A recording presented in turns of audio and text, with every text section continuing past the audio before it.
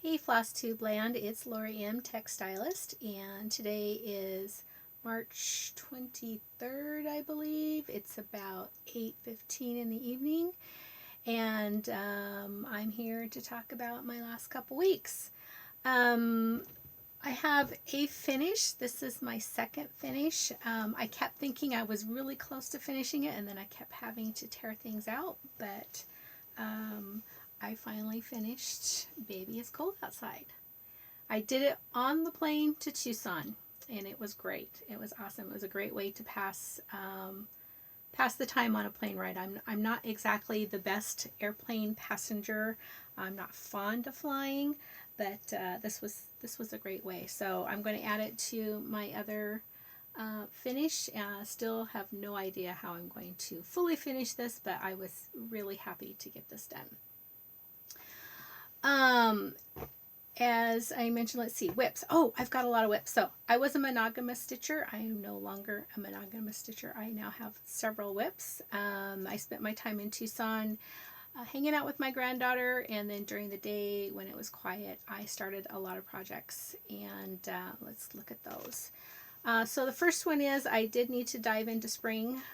It's the Where the Hearts Rest. This is my working copy. Let's see, does that make more sense? Yeah. This is a Brenda Gervais, and I'm doing this on a 28 count Ren, and this is what I have got started. This one is really fun to stitch. I'm enjoying this. I'm starting to learn how to stitch on a tinier count, and I'm really pleased at how this one is going. The next one that I got started on is one for my daughter. My daughter, as I mentioned, lives in Tucson, Arizona. She really likes Frida. I've seen a couple other people, Michelle Bindi Stitchy and some others are starting their Frida today or yesterday, something like that, really soon. I did start it on a hand dyed that I hand dyed while I was there at my daughter's house, but the flower really wasn't showing up, so I wasn't too happy with it. So I started that and then decided to try something else. So I looked up the needlework shops there in Tucson. There's actually one, and it's wonderful. It's called The West. If you have an opportunity to check that out and you're in the Tucson area, I highly recommend it. They're a wonderful shop, and they are all volunteers at the shop. And the shop is dedicated to raising funds for mothers and children. And I don't remember exactly how many millions they said that they've done in the last several decades, but it was quite a lot. So if you go online and look up the West, Tucson, Arizona, you can see more information. But so this again is the pattern. I believe this came out of the spring issue of PNW magazine. And the second time I did it, when I restarted it, I picked up a piece of fabric at the West. This is a chocolate raspberry, I think is what it is. And I have about 2/3 of the dress done. So I'm pleased with that. And it's coming along. I think that's showing fairly true to color. It's kind of an adobe color, so I think it will look great in my daughter's house, which is, of course, southwest looking. The other thing I've stitched on in the last week, I started the Hoity Toity for the Hoity Toity Sal that Kendra Stitcher and I are doing. Hashtag Hoity Toity SAL. And I'm doing it on a, this is a Weeks 10 roof, I believe, Weeks 10 roof. And I think this one is also a smaller count. I think this is a 32 count. I didn't get very far. I started on it. I was whipping right along. And I wanted to change colors, and I realized that when I had made my working copy, I failed to bring the legend with me to Tucson. So that's as far as I got on this one. But I'm going to be picking this up again this weekend and do some more stitching on it. The last whip that I have been working on last week is the Heartstring Samplery Hibernation Day. I did start that 2 or 3 weeks ago, and I've gotten a little bit more done. This is on a 28 count Zweigart that I hand dyed myself, and this is how far I got. So those are all my whips. I was pretty pleased with myself. I didn't get as much stitching done as I thought I would. There was a lot to do in Tucson. I took a day off with my granddaughter. I picked her up early from school and we went shopping. And I bought her a lot of clothes. I missed her birthday last month, so we kind of made up for last time. One of the other things I got when I was in Tucson is, I'm part of the club now. I've got the Arizona mug. It's really cute. I like it a lot, and I have my favorite tea, which is Earl Grey, and decaf, of course, because it's late at night and I don't want to be up in the middle of the night. Okay, so haul. I know I had excessive haul last time, but I think I even topped that. As I mentioned, I found the shop in Tucson called The West, and they actually had this enormous sale ban in the back of the store. Not only did they have a lot of linen that was on sale, and they have linen on the bolt, which was kind of cool, but they had a lot of prepackaged linen, or linen that they had cut and packaged for a sale that occurred the week before, or the weekend before I was there, and it was all half price. So let's start looking at what that is. Actually, I think I'll start with the charts. So they also had a chart bin that was on sale. I got a, let's see, Tina stocking, which is the Shepherd's Bush, and you can see I got the killer price of $2.50. I also got a couple Blackbird Designs, Casting a Spell, also in the clearance bin. It was $6. This was on my list, so I was super tickled to find this one. This one I think I had seen, excuse me, on, I think somebody was stitching this, probably one of the Flosstubers that I started watching a long time ago. It's Acorn Forest. I just love the stags on this one. So it's a sampler. I got this one for $7. And one more Blackbird Design. This is called Morning Star. I thought that was really pretty, and I got that one for $4.50. So that was the charts. I'm going to hold these pieces of linen up. I don't know how well they're going to translate, but we're going to give it a try. I actually got 2 pieces of this particular linen. I don't have the actual, I don't know who the manufacturer was, but it's called Smoke, and it's a 28 count. Here, oh, this will work better. 28 count. This is a nice large piece, 18 by 27 and a half. Got this and another one just like it for $7. This one is a linen silk.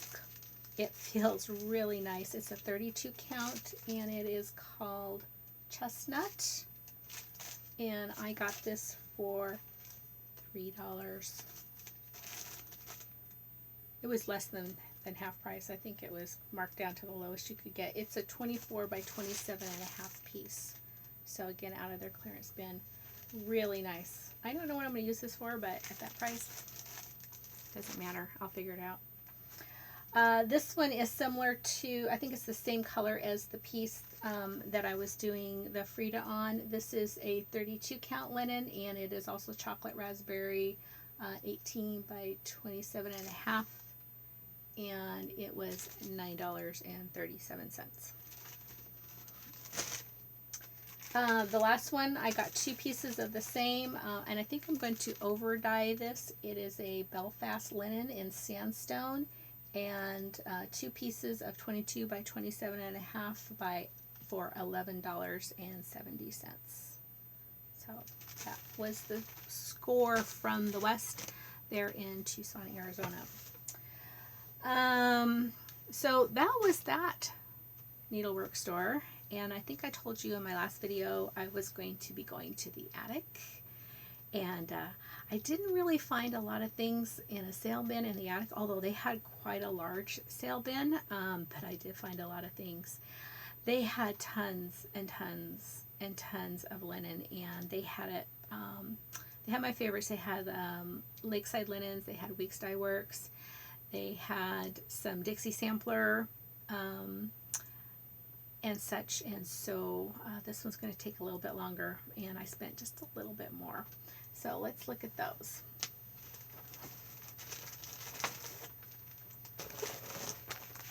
This is a gingerbread, and this is, let's see, oh, it doesn't say who it was. I'm not sure who does gingerbread. Some of you may know, because I think there's only one manufacturer that does gingerbread, but isn't that pretty? It is gorgeous. I'm sure I'm going to find lots to stitch on this, and it's a nice big piece. This is a Lakeside Linen. It's a vintage sand dune. Very lovely. I love that. And then I also picked up, this is a Weeks Dye Works, and it is called Twilight. That one's not showing up very well. That kind of looks like charcoal on the screen, but it's actually kind of a midnight vintagey dusty blue. I really like that. A lot of these I got the smaller count. As I said, I'm learning to work on those. A couple of those were 30, and a couple of those were actually 40. When I was there at the attic, I also found a really nice magnifying light setup. I didn't buy it at the time because shipping was really expensive, but I'm going to keep looking at it. I believe they're called craft lights, and I looked at two of them. There was a tabletop version called the York, and then there was a tall stand version that you could actually convert to a tabletop, I think called the Brighton. But I sat down with the ladies that were there. It was actually Thursday. It was the stitching group day. They start coming in at 10 and they stay there until 8. And so I got to play with it a little bit, and I could easily see the 40 count. I might even be able to see a higher count than that. So I decided to venture out into the smaller counts because some of the big samplers I think will look much better in the smaller count. But back to the linens. This is also a Lakeside Linen. It doesn't have a color, but it's a limited run. It is a vintage. That's pretty true to color on the screen. It's a gray. It's a very, very beautiful gray with just a hint of kind of a blue undertone. It's super pretty. This is a 32 count, and I really like that. This one is a Dixie Sampler color. It's called Desert Sand, and it is just the most lovely color of, I don't know, I think I would call it a dove / dusty rose color. Again, not getting a very good read on the color in there, but pretty close. The Dixie samplers you had to buy large pieces of. They did not cut those down, but I got this, and I have a nice buttercream yellow looking one that I'll show you here in a second. Another Lakeside Linen. This is called Autumn Gold. This is a double dye, and it is just stunning. The gold on that is so pretty. I had not seen a double dye before. They're a little bit more expensive than the others. I got a small piece, but it was nice to be able to bring a little bit of that home. This is a Weeks Dye Works. It's called Straw. It's very pretty. Let's see. Some of these might look the same on the screen, but they're actually very different. I have a really good variety of colors. This one, oh, I really like this one. Normally I don't go for green colors. This is a Weeks Dye Works, and it's called Putty, but it has a green cast to me. This is also a fairly large piece, but it had a good price on it, so I picked this one up. I'm not quite sure what I'm going to use this one for, but I'm sure I'll find something. One other weeks that I really, really liked, it's called Chickpea. It's kind of I would call it a super light terracotta color. And it's got the vintagey, so it's got the modeling, which I really like. So that's a week's dye works. This is it is called Buttermilk. This is the other Dixie sampler that I got, and it's called Buttermilk, and it is just this lovely, creamy, yummy, buttery color of yellow that will look nice. It'll match a lot of the things in my other house. That's the arts and crafts style. It's definitely in that color genre, so to speak. The last one that I got at the attic is another week's dye works, and this one is called Cappuccino, and it's also the vintage, meaning it's not vintage, it's modeled. I think it's Lakeside Linen that calls it vintage when it's modeled. So this is Cappuccino. So yes, quite a haul. I think I'm set for linen for a while. That plus, when I got home, I had received my subscription. I signed up for linen and for the Floss from Victoria Motto Sampler. Oh my gosh. Hold on. Wait till you see this. So this is a lovely, it's kind of like a tea dye color. This is a quarter yard. Super good variegation modeling on this from Victoria Sampler. This 32 count. I don't know if you've seen or checked out Victoria Model. I know a lot of you do get it, and I'm not sure which linen they use, but it has a super nice hand to it. I was really impressed. This quarter yard, $19. Great deal in my opinion. And then what came, some of you probably have already seen this if someone has already received their subscription. It's a limited edition this month. If you haven't seen it, I'm sorry. Spoiler, turn your eyes away. But I think most of you have. I think I got mine a little bit late. So the colors are more tropical, which I don't normally use, but they are still really pretty. I'm sure I can figure out something to do with those. So that was the subscription set that came. When I first started my subscription, there were two different sets that I really wanted. I was over at Lisa Kendra Stitcher, and she had a set that was, I think, a Christmas type set. It was really beautiful. Burgundies and greens, and then when I went online, I found the autumn colors collection. These are my colors. Look at those. Aren't those gorgeous? Oops, let's see. Is it better back here? Not really. Anyway, so a lot of harvesty looking colors, oranges, greens, dark reds, just wonderful. And then the other one that I chose was the Hearthside collection. So still in that color range, but then when you go into the deeper browns and golds, and there's a beautiful, I have to open this up. I think I need to share this one up closer. It's called Penny Rug.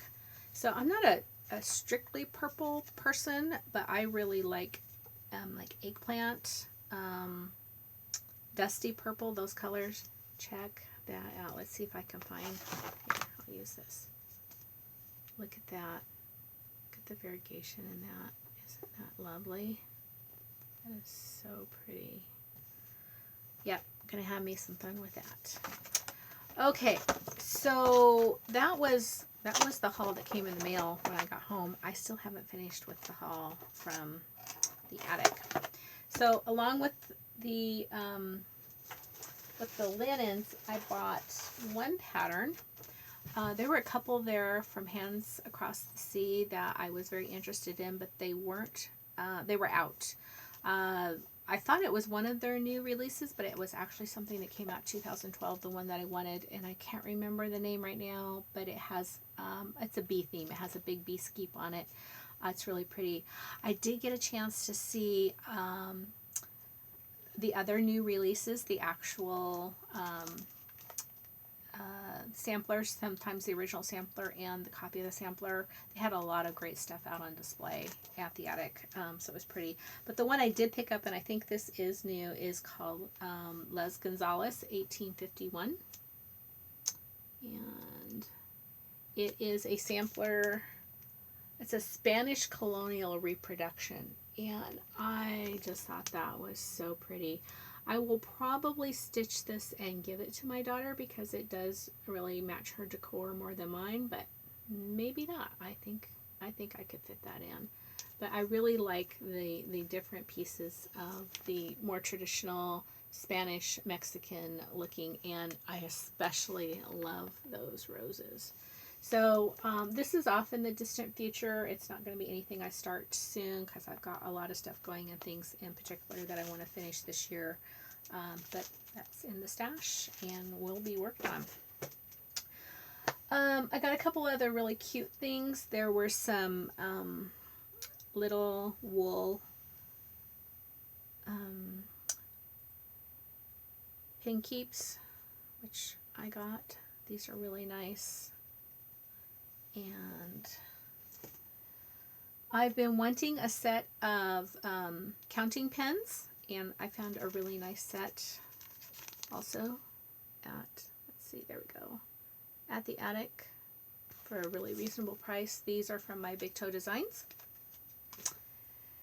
And this is something else I found.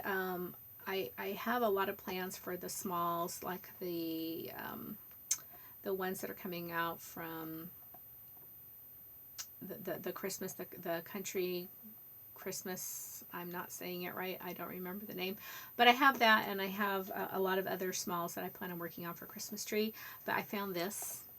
This is from Milady's Needle, and they are wooden spools. And sorry, that is giving you some glare. Not much better. Let's see. Let me take it out.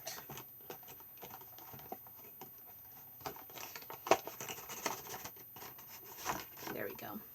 So Milady's Needle, and they are wooden spools that have cross stitch wrapped around them. This is the size of the spool, and then they have everything in the kit here to do 2 of them. All of the thread and the linen and the buttons and everything else to finish. So I really like these. I thought they were cute. They were too cute to leave there, and I had not seen these anywhere else. So I'm glad that I picked them up. I'm going to have to see if I can find some more wooden spools because I think I'm going to want more than 2. So that, I picked up, this actually wasn't from the attic. I had to run into Joann's to buy that other fabric that I hand dyed that I ended up not using, and while I was there I needed to look at the findings. And I picked up some charms. I like to look for charms to put on all those project bags that I create. But here's some really cute charms that I picked up. Like many people, I'm really into bees. So one of these may become a needle minder. I'm not sure. It's not really needle minder material, but these will probably go in a project bag. The scissors, of course, are pretty cute. So I picked those up half price. And then this actually I did get from the attic. And Donna Ray, you're going to be so jealous. Check that out. Is that not fab? I don't know who made this. I wasn't really paying attention. And it doesn't say on here who made this, but this is a floss holder, and it's bees, and I just love it. It is so cute. So that was another splurge. And then last but not least, where did I get this? Oh, I know where I got it. So when I flew in and out of SeaTac Airport, Seattle Tacoma Airport, here in Washington, down to Tucson, instead of staying or taking my car to one of the park and ride things, I actually started looking around because my plane left at dark 30, which meant I had to be there 2 hours earlier than that, which was about 5 a.m. And I live an hour as the crow flies from SeaTac, but the traffic that we have here in Western Washington is atrocious. So that drive, even on a good day, is about an hour and a half. So that was looking like getting up at 2 a.m. to make my 7 a.m. flight. So what I did is I looked online for what they call a park fly, or excuse me, a sleep, park, and fly.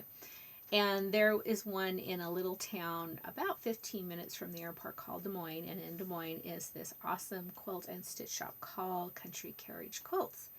I, of course, couldn't check it out on the way there. I went the night before and basically just drove up and stayed in the hotel. It's called the Marina Inn, and parked my car there, and then they shuttled me over in the morning. But I stayed there, but when I got back, I did make it a point to stop at that needlework shop and check it out. And I couldn't leave this there. This was super, super cute. It's made out of a yardstick. I've been collecting yardsticks to do this very same thing, but this one was so cute and so reasonable that I just purchased it. And it's got this cute little tag thing on it here. And it will hold a couple balls of Aldani or odds and ends, but super cute. Gonna go in my studio, one of my studios, along with all of my other vintage, real vintage or vintage looking things. So yeah, bunches of haul. My wallet is considerably lighter, but I am very happy with all the stitchy stuff. One more thing I wanted to show you, sort of related to the attic, was when I was there, they had a couple boxes and stitch related things where you could stitch something and put it on in the box or on top of the box or whatnot. And they had one there that I really liked, but I didn't need to get it because I actually already had one. I'm not sure if I've showed this or not on my video. I think I've showed it on my Instagram. But they had this exact Quaker box. Exactly this one. And this one's made out of cherry. It is made by the Sudbury House. It's an oval pincushion box. So this is just the little plier here, and you can see that this is recessed, and then this is just a nice box. It was $175 at the attic. I bought this off of Shop Goodwill for $7.99. So when I saw that at the attic, I was really, really pleased and did not feel bad at all about spending all of the money that I spent on all the linen and stuff. Okay, so what else do we have? Shaker basket. Oh, I have been watching a few new Flosstubers. I got some great shout outs in the last couple of weeks, and I wanted to return the favor. So one of the shout outs was from Stitching with the Dash Hound. I think that's what it is, Stitching with Dash Hound. She is a nice lady from Texas. She belongs to the SCA, which is the Society for Creative Acronym. It's something I'm familiar with. They do a lot of reenactments. The costuming that goes into the events that they do is fabulous. She had a hat that she showed in her last video, and she said that someone is working on a dress for her, and I'm really excited to see what that looks like. Also, being a seamstress who did a lot of clothing construction, I'm really interested to see, and I love historical clothing or historical looking clothing, so I'm looking forward to watching her. So please give her a watch. She is wonderful. She is also a new cross stitcher, and she's really jumped into it feet first. She's working on a piece, I think it's a illuminated manuscript. It's beautiful, and I really am impressed with her commitment to just, if it's only a few stitches, to put a few stitches in every day. And like me as a new cross stitcher, she said she's learning a lot, even though it's a big piece, and I'm impressed with her commitment on Another one that I just found who also gave me a shout out in the last couple of weeks is Kay's Cross Stitch. She is super funny. She's got about 80 videos, so I have a ton of catching up to do on hers. She does a little section in her videos called Flubies. So I was a Flubie in one of her most recent videos, and I really appreciate that. So thank you, Kay, and I will be doing my best. It's going to take me more than a week or two to catch up with you. But she also does knitting, so I thought it would be great to kind of break out some of the knitting I have. Some of my pieces are at my other studio, but I have one here I'm going to show you real quick. I think I mentioned in my first video that I'm still a new knitter as well. I tried knitting when I was fairly young. I was in Campfire Girls, and I couldn't do it. I was too tense. I was a tense knitter, and so I did pick it up recently again. I'm still not a very good knitter. This is a I don't have the pattern name. It's by Church Mouse. It's a fairly common pattern, and it's basically a shawl with a hood, and it's really just a knit and a purl. I kind of wish that I had known or maybe figured out a different way to put the edge on here because it's curling and I don't really care for that. The other thing is, as I've mentioned, I think in one of my other videos, I twist my purl. I'm not even sure which is the purl side. I think this is the purl side. I twist my purl, which does give it kind of a unique stitch, but I don't think it's the best way to do that. Or maybe this is the purl. See, this is how inexperienced I am. I'm not even sure which one's the knit and which one's the purl. This is a really pretty alpaca, and this is a full-length pullover thing. Yes, I do tend to take on really ambitious first projects, but I've gotten quite a ways on this, and I do like knitting on it. Although, like I said, I wish I had did something. I'm not sure. Any of you who are seasoned knitters, is there something that I can do at the end to put on here to keep it from curling? If there is, please let me know. I'm actually tempted to undo everything I've already done and start over with a different cast on that would keep it from curling. But so, and I have this handy dandy little spool holder. I think that's what it's called. It is handcrafted by George. I'm going to not even pronounce his name right, so I will just show you. This is George's work, and I bought this at the Stitching Post in Sisters, Oregon, and they carry these on a regular basis. They always have them if you're interested. I find it's very handy. I also have one of the bowls for my projects that are at my other studio. Those work nicely as well, but I really like this, and it's on a nice set of oh gosh, I can't remember what the name of those are. Bearings. It has a nice set of bearings, so it spins around nicely. So knitting, I do knitting, just not very well, and not very much because, again, only so many hours in a day. This episode, I am not going to show any vintage sewing machine. I have a couple of really good segments planned, but I think I'm going to do a whole video and start talking about one of my antique machines, and I'll probably do some low immersion tea dyeing also in that video. So it will be more of a tutorial and informational, probably not a whole lot of stitching unless I have something particular to show. And I'm hoping to do that next weekend, so we'll see.